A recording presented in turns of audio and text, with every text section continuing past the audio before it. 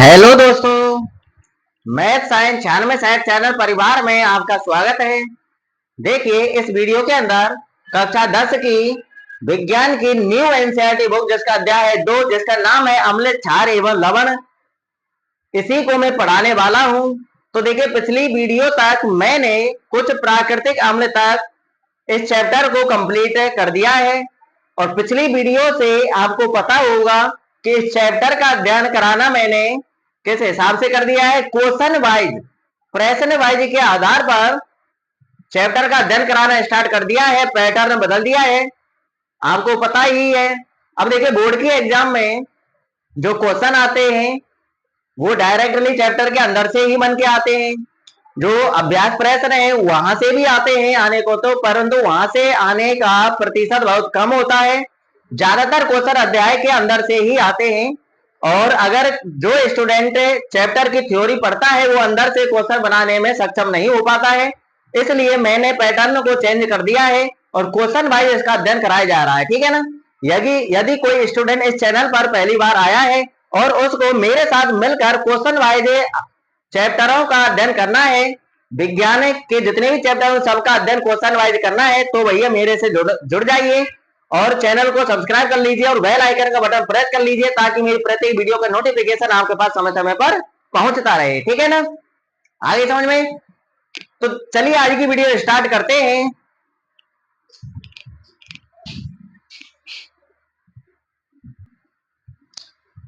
देखिए क्वेश्चन आपके सामने है। अब हम लवण पर पहुंच चुके हैं। अब आपका लवण परिवार के बारे में पढ़ना है, ठीक है ना। तो देखिए उदासीन लवण किसे कहते हैं समझाइए, ये आपका क्वेश्चन है कि उदासीन लवण किसे कहते हैं समझाइए, ठीक है ना। तो ये आप समझिए पहले कि लवण कैसे प्राप्त होता है। लवण हमारे 3 प्रकार के होते हैं, एक तो उदासीन लवण होता है, एक अम्लीय लवण होता है, एक अपन का क्षारीय लवण होता है। तो देखिए लवण कैसे प्राप्त होता है। तो लवण आपको पता होगा कि अम्ल और क्षार परस्पर अभिक्रिया करते हैं तब जाकर के हमको लवण प्राप्त होता है। आई समझ में? अम्ल और क्षार अभिक्रिया करके लवण का निर्माण करते हैं। अब लवण आपका उदासीन भी हो सकता है, अम्लीय भी हो सकता है, क्षारीय भी हो सकता है, ठीक है ना। अब देखिए उदासीन लवण किसे कहते हैं, उदासीन लवण कैसे प्राप्त होता है, उदासीन लवण का पीएच मान क्या होता है, ये सब कुछ मैंने आपको ऐसे क्वेश्चन में बता दिया है, ठीक है ना। तो देखिए उदासीन लवण किसे कहते हैं उसमें भी यही लिखना है, उदासीन लवण क्या है, ठीक है ना, वो भी आपको इसी में लिखना है।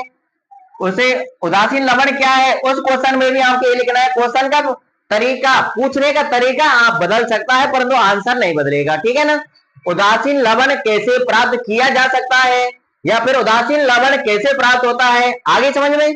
तो देखिए उदासीन लवण, तो देखिए प्रबल अम्ल और प्रबल क्षार जब परस्पर अभिक्रिया करते हैं, मैंने प्रबल अम्ल, दुर्बल अम्ल, प्रबल क्षार, दुर्बल क्षार के बारे में बता दिया है।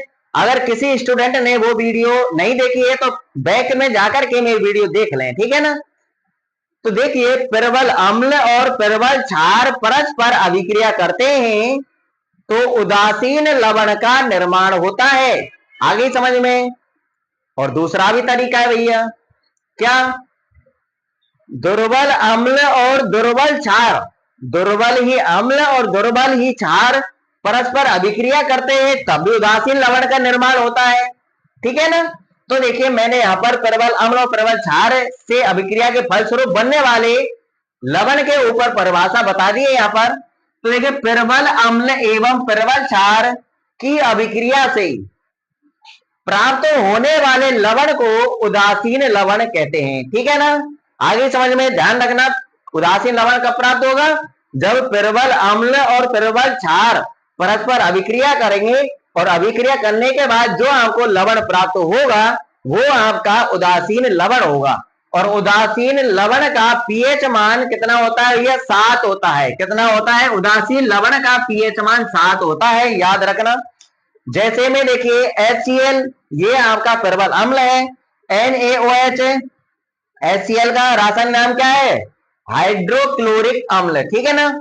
ये आपका प्रबल अम्ल है, NaOH क्या है, सोडियम हाइड्रोक्साइड है, ये आपका प्रबल क्षार है। तो प्रबल अम्ल और प्रबल क्षार जब अभिक्रिया करेंगे तो NaCl प्राप्त होगा और जल भी बनेगा। अम्ल और क्षार परस्पर अभिक्रिया करते हैं तब क्या बनता है, लवण और जल बनता है ना। तो ये आपका एक लवण है जो कैसा है, एक उदासीन लवण है। क्या है, उदासीन लवण है। और H2O क्या है, आपका जल है। आगे समझ में, प्रबल अम्ल प्रबल क्षार परस्पर अभिक्रिया करके उदासीन लवण का निर्माण करते हैं। ठीक है ना, फटाफट स्क्रीनशॉट लीजिए और बढ़ते हैं नेक्स्ट क्वेश्चन की तरफ।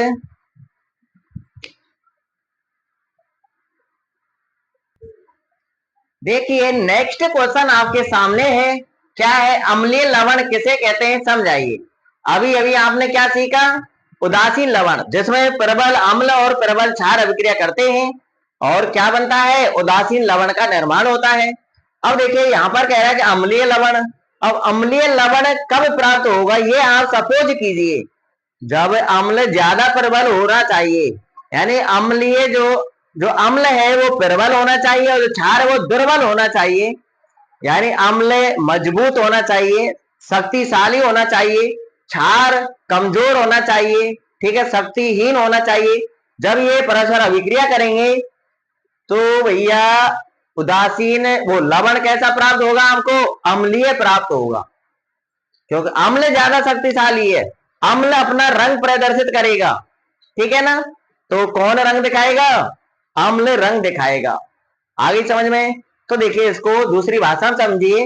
प्रबल अम्ल और दुर्बल क्षार, प्रबल तो होना चाहिए अम्ल, कौन सा लवण प्राप्त करना है, अम्लीय। जैसा लवण प्राप्त करना है वो ही प्रबल होना चाहिए, ठीक है ना। अम्लीय प्राप्त करना चाहिए, अम्लीय लवण प्राप्त करना है हमको, तो अम्ल हमारा प्रबल होना चाहिए, ठीक है ना। अगर आपको क्षारीय लवण प्राप्त करना है तो क्षार प्रबल होना चाहिए और दूसरा दुर्बल होना चाहिए, ठीक है ना। तो देखिए प्रबल अम्ल और दुर्बल क्षार की अभिक्रिया से जो लवण प्राप्त होगा वो आपको अम्लीय लवण प्राप्त होगा। आगे समझ में, प्रबल अम्ल और दुर्बल क्षार, प्रबल तो अम्ल और दुर्बल क्षार, ये जब परस्पर अभिक्रिया करेंगे, अभिक्रिया करने के बाद जो लवण प्राप्त होगा वो कैसा प्राप्त होगा, अम्लीय होगा। कैसा होगा, अम्लीय होगा। आगे समझ में, तो देखिए यही लिखा है मैंने। और देखिए अम्लीय लवण का जो पीएच मान होता है, अम्ल का पीएच मान तो 7 से कम होता है, तो अम्लीय लवण का भी पीएच मान 7 से कम होगा, ठीक है ना। तो देखिए यही लिखा है, प्रबल अम्ल एवं दुर्बल क्षार की अभिक्रिया से प्राप्त होने वाले लवण को अम्लीय लवण कहते हैं। क्लियर परिभाषा। आगे देखिए अम्लीय लवण का पीएच मान 7 से कम होता है, ये भी क्लियर। जैसे में अभिक्रिया देख लीजिए, H2SO4 ये आपका प्रबल अम्ल है, CaOH का होल ट्वाइस कैल्शियम हाइड्रोक्साइड ये आपका दुर्बल क्षार है। क्या है, ये दुर्बल क्षार है। जब प्रबल अम्ल और दुर्बल क्षार परस्पर अभिक्रिया करेंगे तो देख कैल्शियम सल्फेट के साथ अभिक्रिया करेगा तो कैल्शियम सल्फेट का निर्माण होगा। तो ये जो कैल्शियम सल्फेट है ये आपका लवण है, परंतु ये अम्लीय है। कैसा है, अम्लीय। इसका पीएच मान 7 से कम होगा और जल का तो निर्माण होगा ही होगा। अम्ल और क्षार परस्पर अभिक्रिया करके लवण और जल का निर्माण करते हैं, ठीक है ना। तो कंप्लीट होता है ये क्वेश्चन आपका। तो फटाफट स्क्रीनशॉट लीजिए और बढ़ते हैं नेक्स्ट क्वेश्चन की तरफ।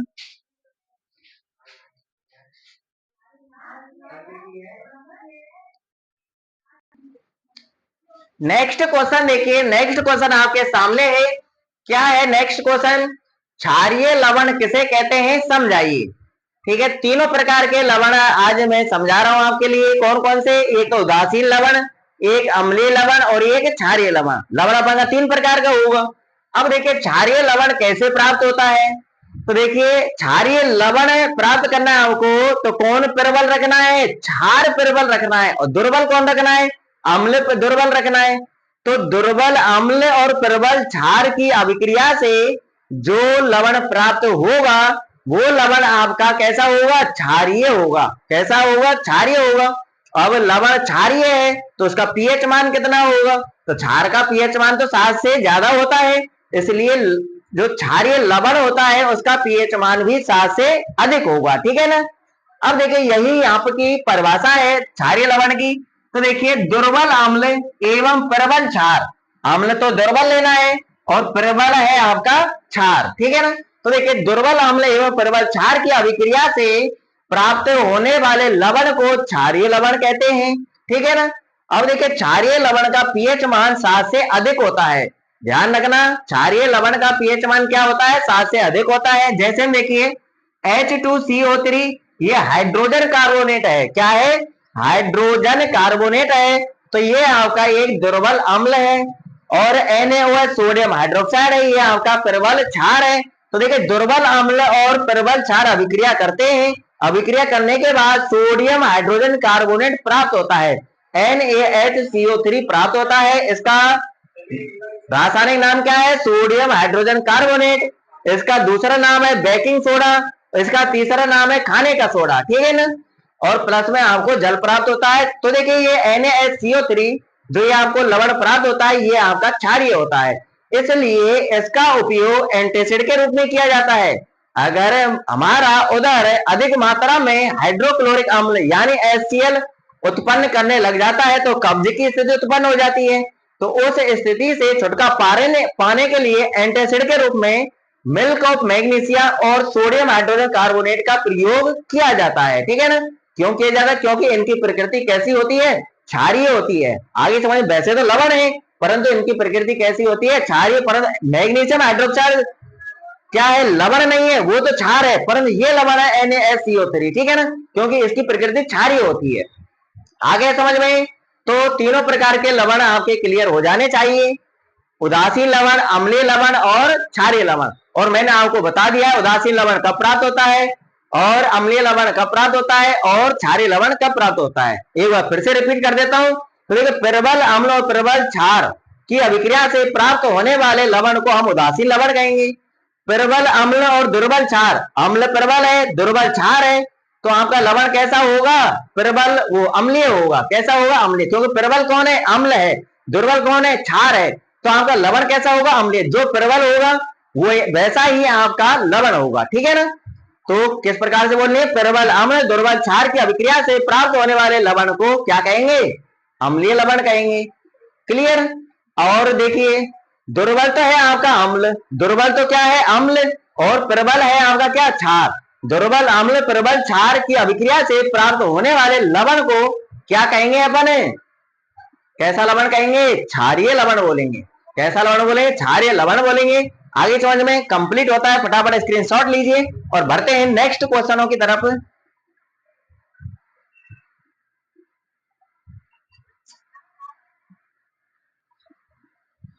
नेक्स्ट क्वेश्चन आपके सामने है। देखिए खनिज नमक किसे कहते हैं? ठीक है ना। क्या है? खनिज नमक किसे कहते हैं? तो इसके समझने के लिए, इसको समझने के लिए आपको मेरी आवाज को ध्यानपूर्वक सुनना होगा। तो देखिए आपने ये तो सुना है कि जो समुद्रों का जो जल होता है वो खारा होता है। सुना है या नहीं सुना? समुद्रों का जो जल होता है वो खारा होता है। अब वो खारा क्यों होता है? क्योंकि उस जल में कई प्रकार के लवण घुले होते हैं। क्या होता है? उस जल में कई प्रकार के लवण घुले होते हैं जिसकी वजह से वो समुद्र का जल खारा होता है। तो देखिए उन लवणों में से सोडियम क्लोराइड भी एक लवण है।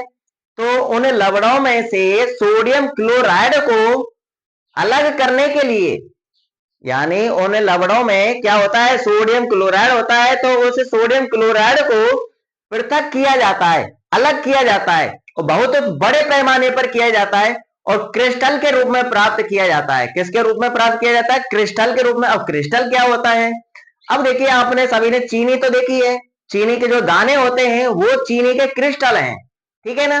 अब आपको समझ में आ गया होगा कि क्रिस्टल कैसा होता है। तो जो समुद्री जल से जो नमक प्राप्त किया जाता है वो क्रिस्टल के रूप में प्राप्त किया जाता है। अब वो प्राप्त किया जाता है तो उसमें कई प्रकार की अशुद्धियां होती हैं। अब उन अशुद्धियों को हम अपद्रव्य कहते हैं। क्या कहते हैं? अपद्रव्य कहते हैं। तो उन अपद्रव्यों के कारण उन क्रिस्टलों का जो रंग होता है वो भूरे रंग का होता है।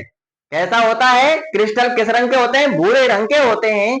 आगे समझ में ध्यान रखना, नमक के क्रिस्टल किस रंग के होते हैं? भूरे रंग के होते हैं, जिनको हम खनिज नमक कहते हैं। आगे समझ में किसे कहेंगे? खनिज नमक है। आगे ना। तो देखिए यही मैंने लिखा है यहाँ पर। तो देखिए खनिज नमक किसे कहते हैं? तो यही आपको याद करना है। समुद्री जल में कई प्रकार के लवण घुले होते हैं समुद्री जल में कई प्रकार के लवण घुले होते हैं। इन लवणों से सोडियम क्लोराइड, अब सोडियम क्लोराइड का रासायनिक सूत्र क्या है? NaCl। तो सोडियम क्लोराइड को बड़े पैमाने पर क्रिस्टल के रूप में प्राप्त किया जाता है। किस रूप में प्राप्त किया जाता है? क्रिस्टल के रूप में बड़े पैमाने पर प्राप्त किया जाता है। तो ये क्रिस्टल प्राय अपद्रव्यों के कारण, ये जो क्रिस्टल होते हैं तो ये अपद्रव्यों के कारण प्राय कैसे रंग के होते हैं? भूरे रंग के होते हैं। और इसे हम क्या कहते हैं भैया? खनिज नमक कहते हैं। अब आपके समझ में आ गया होगा खनिज नमक किसे कहते हैं। तो देखिए एक बार फिर से दोहरा रहा हूं, समुद्रों के जल में कई प्रकार के लवण होते हैं और इन लवणों से सोडियम क्लोराइड को बड़े पैमाने पर, कैसे? बड़े पैमाने पर क्रिस्टल के रूप में पृथक किया जाता है, अलग किया जाता है। तो जो ये क्रिस्टल होते हैं ये प्राय अपद्रव्यों के कारण भूरे रंग के होते हैं, जिन्हें हम क्या कहते हैं? खनिज नमक कहते हैं। क्लियर हुआ? तो ये कंप्लीट होता है ये क्वेश्चन का आंसर। फटाफट स्क्रीनशॉट लीजिए और बढ़ते हैं नेक्स्ट क्वेश्चनों की तरफ।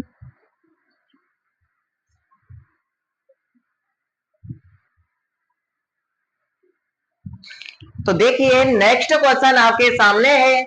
तो देखिए इसमें कई क्वेश्चन हैं, आपको आपसे बोर्ड के एग्जाम में स्पेशल नाम लेकर के भी पूछ सकता है। तो देखिए मैंने एक ही क्वेश्चन में सभी सेट कर दिए हैं क्योंकि सभी क्वेश्चनों का आंसर एक ही है। तो देखिए सोडियम हाइड्रोक्साइड, सोडियम हाइड्रोक्साइड का रासायनिक सूत्र है NaOH। Baking soda, baking soda का रासायनिक सूत्र है NaHCO3। Washing soda, washing soda जानते हो? वॉशिंग मतलब धोना, जो धोने का सोडा होता है, कपड़े धोने का साबुन, ठीक है ना। तो वॉशिंग सोडा का रासायनिक सूत्र है Na2CO3.10H2O, ठीक है। विरंजक चूर्ण, विरंजक चूर्ण का रासायनिक सूत्र है CaOCl2। कैल्शियम ऑक्सीक्लोरेट, इसका रासायनिक नाम है कैल्शियम ऑक्सीक्लोरेट, ठीक है ना। के निर्माण में प्रयुक्त कच्चे पदार्थ का नाम लिखिए। अब देखिए आपसे अलग से कैसे क्वेश्चन पूछ सकता है, आपसे अलग से पूछ सकता है कि सोडियम हाइड्रोक्साइड में या के निर्माण में प्रयुक्त कच्चे पदार्थ का नाम बताइए, नाम लिखिए। या फिर बेकिंग सोडा के बारे में पूछ सकता है कि बेकिंग सोडा के निर्माण में प्रयुक्त कच्चे पदार्थ का नाम लिखिए। या फिर पूछ सकता है वॉशिंग सोडा के निर्माण में प्रयुक्त कच्चे पदार्थ का नाम लिखिए। या फिर आपसे पूछ सकता है कि विरंजक चूर्ण के निर्माण में प्रयुक्त कच्चे पदार्थ का नाम लिखिए। आगे समझ में? इसलिए मैंने सभी को एक ही क्वेश्चन में सेट कर दिया है और सभी के लिए, सभी में यानी सभी के निर्माण में प्रयुक्त कच्चे पदार्थ का नाम एक ही है, ठीक है ना, और उसी का प्रयोग किया जाता है। अब कच्चा पदार्थ क्या होता है पहले इसको समझ लीजिए, ठीक है ना। जैसे आप सूती कपड़े पहनते हो, पहनते हैं नहीं पहनते? सभी पहनते हैं। तो जैसे आप सूती कपड़े पहनते हो तो सूती कपड़े किससे बनते हैं? सूती कपड़े बनाने के लिए जो धागा प्राप्त किया जाता है वो कहां से प्राप्त होता है भैया? रुई से। कहां से प्राप्त होता है? रुई से प्राप्त होता है। तो सूती कपड़ों के निर्माण के लिए कच्चा पदार्थ क्या है? रुई, ठीक है ना। तो यदि किसी पदार्थ का निर्माण किया जा रहा है और उसके निर्माण के लिए किसी दूसरे पदार्थ की आवश्यकता पड़ रही है तो वो जो दूसरा पदार्थ है वो क्या कहलाएगा? कच्चा पदार्थ कहलाएगा। जैसे सूती कपड़े के निर्माण के लिए कच्चा पदार्थ आपका रुई कहलाएगा, ठीक है ना। ऐसे ही सोडियम हाइड्रोक्साइड के निर्माण के लिए या फिर बेकिंग सोडा के निर्माण के लिए या फिर वॉशिंग सोडा के निर्माण के लिए या फिर विरंजक चूर्ण के निर्माण के लिए भी एक ही पदार्थ प्रयुक्त किया जाता है और जिसका नाम है भैया नमक। क्या है? नमक। आगे समझ में? तो इन सबके लिए उत्तर क्या होगा? नमक। और नमक का रासायनिक नाम क्या है? Sodium chloride. क्या है? Sodium chloride. Sodium chloride. अब सोडियम क्लोराइड का रासायनिक सूत्र क्या होता है? NaCl होता है। इसका दूसरा नाम क्या है? देसी नाम, देशज नाम, प्रचलित नाम नमक। क्या है? नमक, ठीक है ना। इन सभी के निर्माण में कच्चे पदार्थ के रूप में किसका प्रयोग किया जाता है? नमक का उपयोग किया जाता है। तो नमक से ही इनका निर्माण किया जाता है। आगे समझ में? तो ये क्वेश्चन का आंसर कंप्लीट होता है। फटाफट स्क्रीनशॉट लीजिए।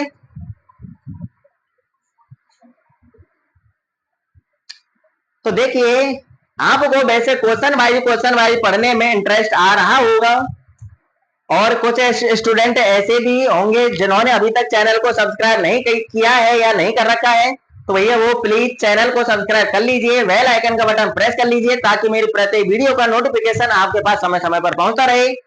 मैं आपको विज्ञान को ऐसे ही क्वेश्चन वाइज ही पढ़ाऊंगा।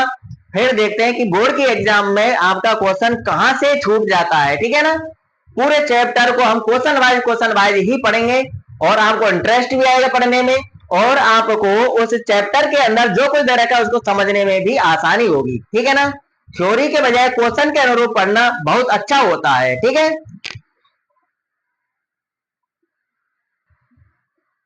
तो देखिए नेक्स्ट क्वेश्चन आपके सामने है, क्या है। अब यहां से आगे जो भी क्वेश्चन आएंगे वो आपके लिए और भी ज्यादा इंपॉर्टेंट हो जाते हैं, क्योंकि यहां से बोर्ड की एग्जाम में निबंधात्मक क्वेश्चन बनता है। ठीक है ना, छोटे छोटे टुकड़ों में बनता है, इसलिए आप बहुत गहराई से समझना है इनको। ठीक है ना, ध्यान पूर्वक समझना, मेरे मुंह से निकलने वाले प्रत्येक शब्द को ध्यान पूर्वक सुनना। ठीक है ना, कि मैं क्या बोल रहा हूं क्या नहीं बोल रहा हूं, क्या गलत बोल रहा है सही बोल रहा हूं, ध्यान रखना। तो देखिए क्वेश्चन कह रहा है आपका सोडियम हाइड्रोक्साइड की निर्माण प्रक्रिया को समझाइए। क्या कह रहा है, सोडियम हाइड्रोक्साइड की निर्माण प्रक्रिया को समझाइए, या फिर दूसरी भाषा में भी आपके सामने पेश कर सकता है कि सोडियम हाइड्रोक्साइड की निर्माण प्रक्रिया क्या है, आगे समझ में। और देखिए आगे, अथवा इस प्रकार से भी पूछ सकता है क्लोर क्षार अभिक्रिया किसे कहते हैं, या फिर लिख सकता है क्लोर क्षार अभिक्रिया को समझाइए। तो देखिए सोडियम हाइड्रोक्साइड की जो निर्माण प्रक्रिया है उसी को ही हमें क्लोर क्षार अभिक्रिया कहते हैं।